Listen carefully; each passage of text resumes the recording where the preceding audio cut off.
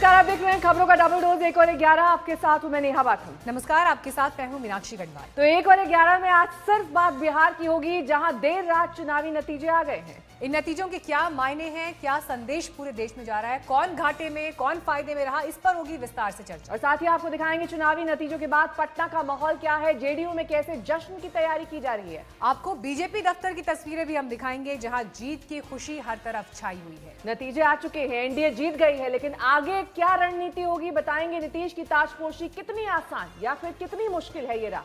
और साथ ही आपको हम बताएंगे नीतीश कुमार पर दिग्विजय सिंह का तंज। शुरुआत लेकिन 100 खबरों के साथ।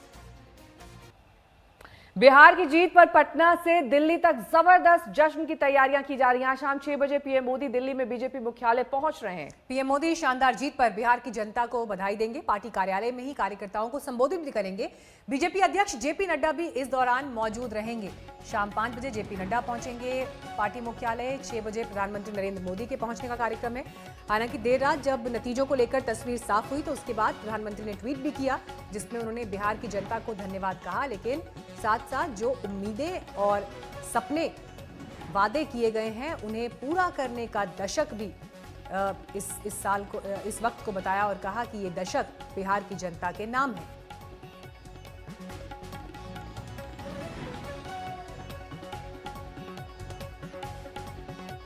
एक बेहद नजदीकी मुकाबले में आखिरकार एनडीए अपनी जीत दर्ज करने में कामयाब रहा बिहार में। और अब इसी जीत के बाद जश्न की तैयारियां, जश्न की तस्वीरें दिल्ली से लेकर पटना तक दिखाई दे रही हैं। पटना शहर तो बल्कि पोस्टर्स से पट गया है, जहां पर बिहार की जनता को धन्यवाद कहा जा रहा है। तो नीतीश कुमार को 24 कैरेट गोल्ड कहा जा रहा है कि एक बार फिर 24 कैरेट गोल्ड को जनता ने चुना है।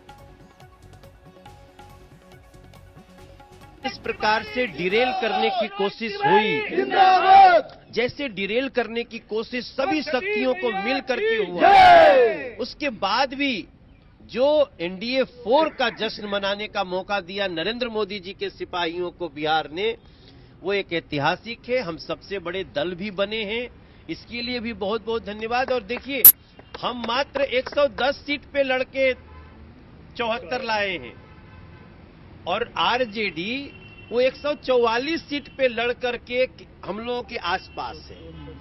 तो ये बहुत बड़ा जो स्ट्राइक रेट बिहार ने दिया है बीजेपी को, उसके लिए बारंबार प्रणाम करते हैं। इसी स्ट्राइक रेट को लेकर के अब ये कहा जाने लगा है कि बीजेपी की जो सिचुएशन एनडीए में है वो बड़े भाई की तरह हो गई है। ये भी कहा जाने लगा है कि मुख्यमंत्री बीजेपी का होना चाहिए, ऐसी भी चर्चाएं हो रही हैं। नहीं, ऐसी चर्चाएं वही लोग करते होंगे जो एनडीए की जीत से घबराए हुए हैं, जो कहते हैं ना कि उत्सव में विघन डालना।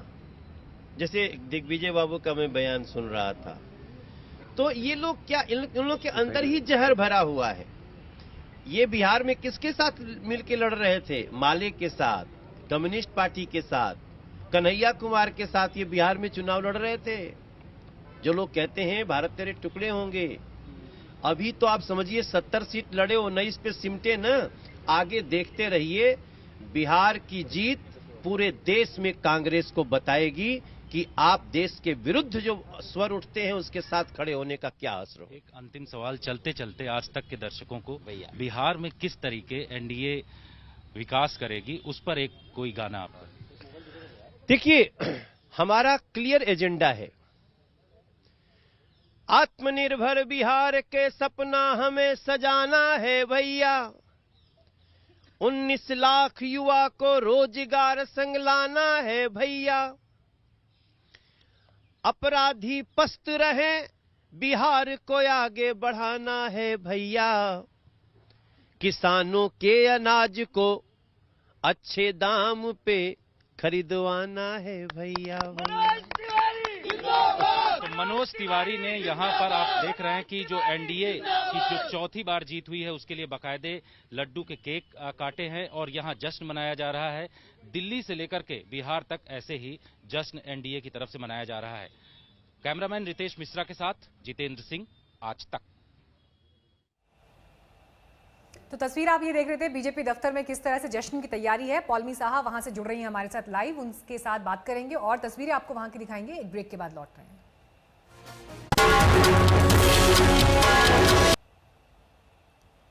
हमारे दो संवाददाता इस वक्त तमाम जानकारी के साथ हमारे साथ जुड़ गए हैं। पौलमी साहा हमारी संवाददाता इस वक्त बीजेपी मुख्यालय के बाहर से हैं, वहीं सुजीत झा बिहार में राजभवन के बाहर से हमारे साथ जुड़ गए हैं। सबसे पहले पौलमी, आपका रुख करते हुए, किस तरह की तैयारियां जश्न की इस वक्त वहां पर, और सिर्फ प्रधानमंत्री नरेंद्र मोदी का ही चर्चा हो रहा है या फिर नीतीश कुमार का भी जिक्र है?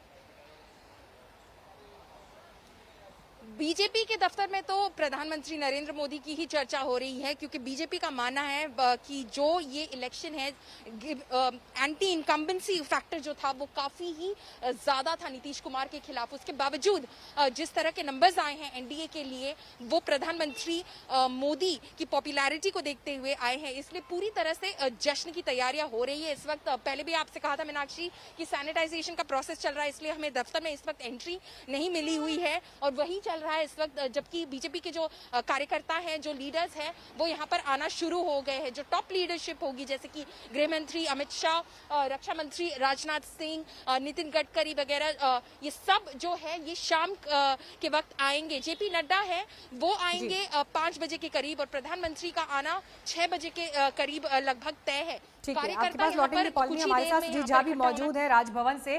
सुजीत, देखिए, दिलचस्प ये है कि लगातार ये कहा जा रहा है कि बीजेपी क्योंकि अब बड़ी पार्टी बनकर उभरी है, तो ऐसे में नेगोशिएशन पावर, बार्गेनिंग पावर उनके पास ज्यादा होंगी।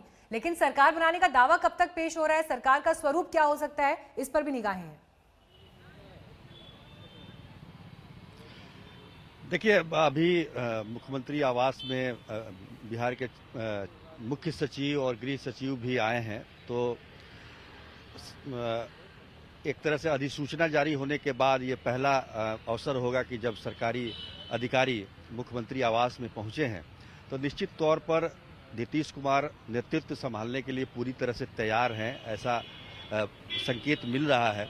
और रही बात उनके मुख्यमंत्री बनने की, तो ये तमाम बातें जो हैं बीजेपी अपने तौर पर लगातार कहती रही है, चाहे वो प्रधानमंत्री नरेंद्र मोदी हो, चाहे वो लौटेंगे आपके पास राजभवन पर। इस वक्त सभी की नजरें, क्योंकि इस वक्त सरकार का बनाने की कवायद तेज हो चुकी है, मंथन किया जा रहा है, हालांकि अभी भी नाम को लेकर संशय बना हुआ है। इसी के साथ रुकना होगा एक छोटे से ब्रेक के लिए, फौरन होंगे हाजिर। एक बार फिर से मीनाक्षी, बात बिहार के चुनावी नतीजों की करेंगे, जिसमें एनडीए की जीत ने साबित कर दिया कि मोदी हैं तो कुछ भी मुमकिन है। जो जंग एक वक्त एक तरफा लग रही थी, उसमें जीत एनडीए की झोली में आकर गिर गई। बीजेपी के नेता बिहार की जीत का श्रेय सीधे सीधे प्रधानमंत्री मोदी को दे रहे हैं। बीजेपी अब खुलकर कह रही है कि पीएम मोदी ने बाजी पलट दी।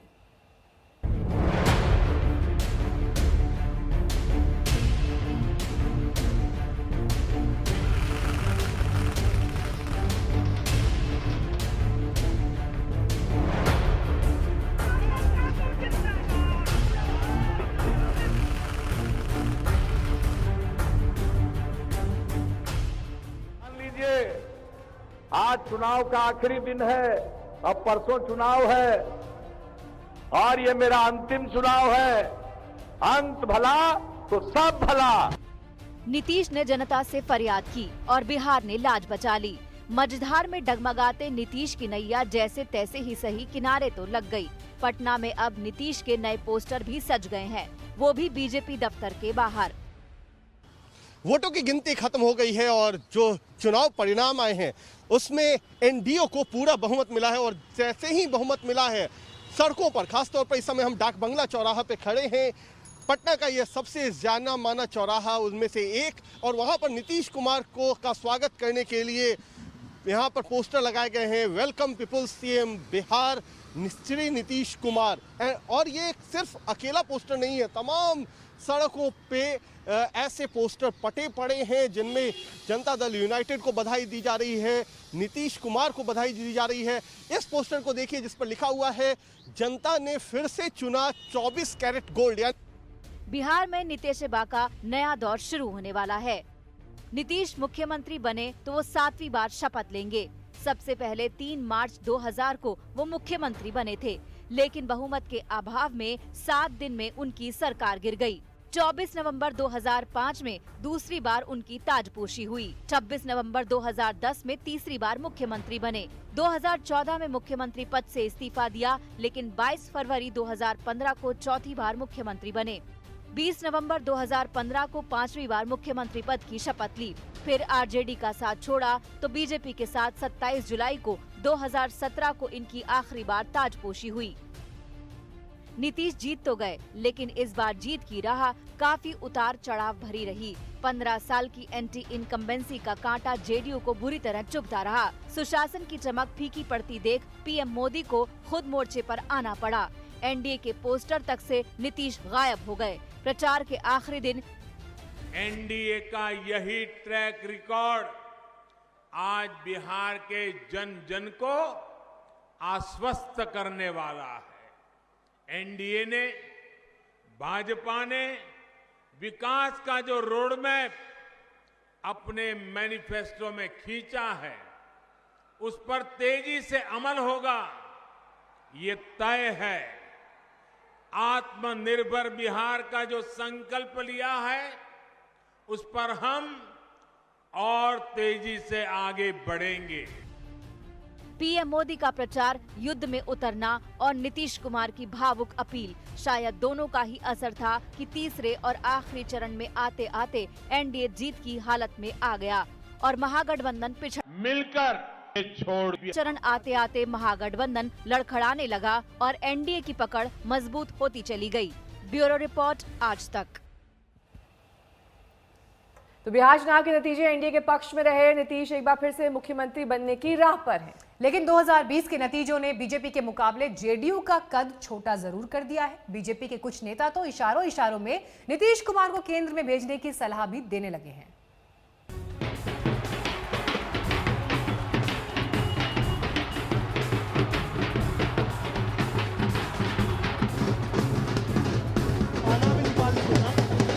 ये बिहार की जीत है, ये बिहार की जनता की जीत है।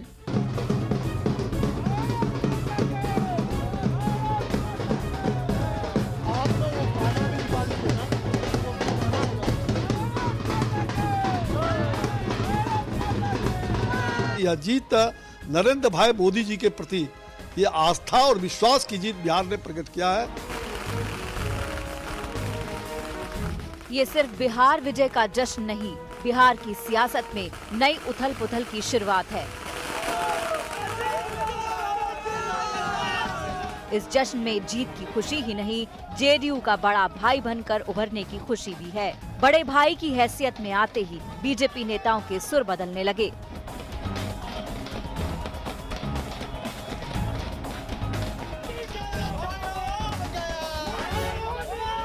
नीतीश जी बड़े अच्छे बैट्समैन हैं, कुशल बैट्समैन हैं। वो जितना अच्छा बैटिंग करते हैं, बढ़िया से बढ़िया किसी भी पिच पर उनको दे दीजिए तो अच्छा बैटिंग भी कर लेंगे और किसी भी नंबर तक वो बैट कर सकते हैं, यहाँ वहाँ कहीं भी। इसलिए ये तो अब एनडीए के नेताओं पर है। इसके बारे में एनडीए के नेतृत्व ने जो कहा है, हमारे पार्टी ने नेतृत्व ने जो कहा है, मेरे ख्याल से उनके नेतृत्व का जो भी विचार है, हम उनके साथ हैं। जेडीयू से ज्यादा सीटें हासिल कर बीजेपी ने नीतीश कुमार का कद छोटा कर दिया है। जो जगह कल जेडीयू की थी, अब उस पर बीजेपी काबिज हो गई है। जेडीयू जीत तो गई है, लेकिन नीतीश कुमार कप्तानी पारी नहीं खेल पाए। जरा बीजेपी और जेडीयू की स्ट्राइक रेट भी देख लीजिए। बीजेपी ने 110 सीटों पर चुनाव लड़कर 74 सीटें जीती। वोट शेयर रहा 19.5%। स्ट्राइक रेट रहा 67%। जेडीयू ने 115 सीटों पर चुनाव लड़कर सिर्फ 43 सीटें जीती। वोट शेयर रहा 15.4%, यानी स्ट्राइक रेट रहा 43%। वैसे नतीजे आते ही अमित शाह ने नीतीश कुमार से फोन पर बात की। वहीं नीतीश कुमार के घर पर पटना में सुशील मोदी उनसे मिलने पहुंचे और नेताओं के साथ एक बैठक भी हुई। बीजेपी का केंद्र नेतृत्व कह चुका है कि मुख्यमंत्री नीतीश कुमार ही बनेंगे, भले ही जेडीयू की सीटें कम आई हो। जेडीयू की तरफ से भी चुनाव पूर्व ऐलान की याद दिलाई जा रही है।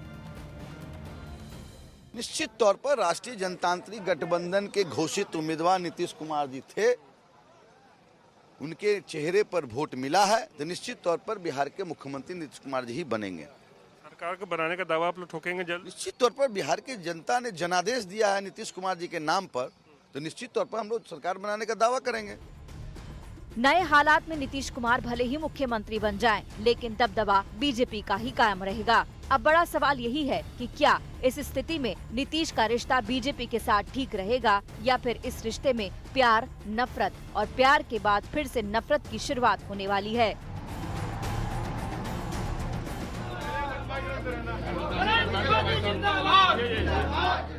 जेडीयू बीजेपी के रिश्ते में गांठ तो तभी पड़ गई थी जब चिराग पासवान खुल्लम खुल्ला नीतीश के खिलाफ मोर्चा खोल रहे थे और बीजेपी की तरफ से वैसी तलखी नहीं दिखाई दी। बड़े नेताओं के बयानों के बावजूद जेडीयू ने इसे बीजेपी की शह समझा और अब बीजेपी ये बताने में लगी है कि बिहार में एनडीए बाल बाल बच पाया तो सिर्फ पीएम मोदी की वजह से, वरना नीतीश ने तो लुटिया डुबो ही दी थी। ब्यूरो रिपोर्ट आज तक।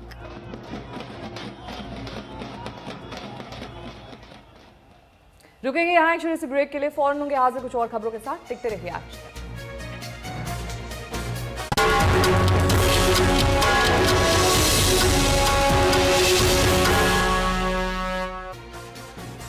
मीनाक्षी, बिहार चुनाव में दरअसल दो बातें हैरान करने वाली हैं। पहली ये कि चिराग पासवान की एलजेपी को सिर्फ एक सीट मिली, वहीं असदुद्दीन ओवैसी की पार्टी ने 5 सीटें जीतकर बड़ा धमाका कर दिया।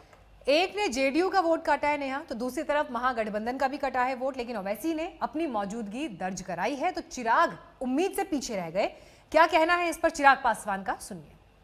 जिस तरीके से कल परिणाम सामने आए हैं, एक बात उन परिणामों ने स्पष्ट कर दी है कि बिहार की जनता ने बहुत ही डिसाइसिव एक क्लियर मैंडेट हमारे प्रधानमंत्री आदरणीय नरेंद्र मोदी जी को दिया।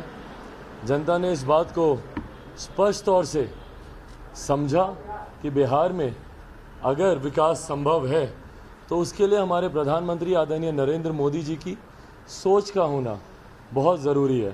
देखिए, तो आंकड़े ही आपको बता रहे हैं कि जदयू को नुकसान करने में लोक जनशक्ति पार्टी कितनी सफल हुई है। ये बात छुपी तो है नहीं। देखिए, बेस्ट पार्ट तो यही है ना इलेक्टोरल पॉलिटिक्स की, कि सारे आंकड़े जनता के सामने होते हैं। आप खुद ही निकाल के देख लीजिए कि कितनी सीटें हैं जो जनता दल यूनाइटेड लोक जनशक्ति पार्टी की वजह से हारी, और कितनी सीटें वो और जीत सकते थे अगर लोक जनशक्ति पार्टी अगर उस अलायंस के साथ रहती। बट बहरहाल, जैसा मैंने कहा कि किसी को हराने जीतने से ज़्यादा मेरा लक्ष्य ये था कि बिहार में एक विकास की सोच रखने वाली सरकार बने। भारतीय जनता पार्टी एक बड़े भाई की भूमिका में है। मेरा विश्वास है कि बिहार आगे बेहतर प्रदर्शन करेगा। वेगल 11 में अभी के लिए बस इतना ही। देश और दुनिया की तमाम खबरों के लिए आप देखते रहिए आज तक।